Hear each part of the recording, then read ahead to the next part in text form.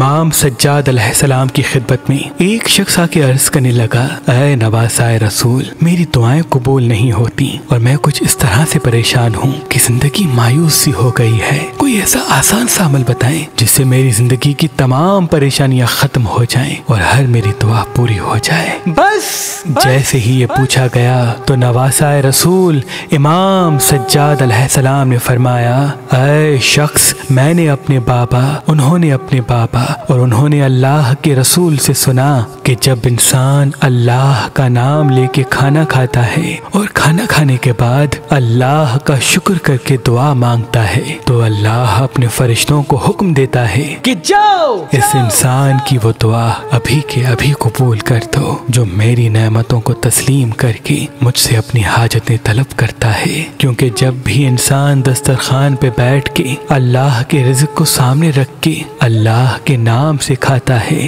तो उस रिज़्क़ का एक एक दाना अल्लाह की तस्बीह करने लगता है। और जब इंसान उस रिज़्क़ को खा के अल्लाह की दरबार में दुआ मांगता है तो वो रिज़्क़ भी अल्लाह की दरबार में फरियाद करता है कि ऐ अल्लाह, ये तेरा बंदा तेरी बारगाह में अपनी हाजत को पेश कर रहा है, तुझे वास्ता है अपने महबूब का, इसकी दुआ को पूरा कर दे, इसकी परेशानी को खत्म कर दे। और यूं वो इंसान अपनी दुआएं कबूल करवा के हर परेशानी से महफूज हो जाता है।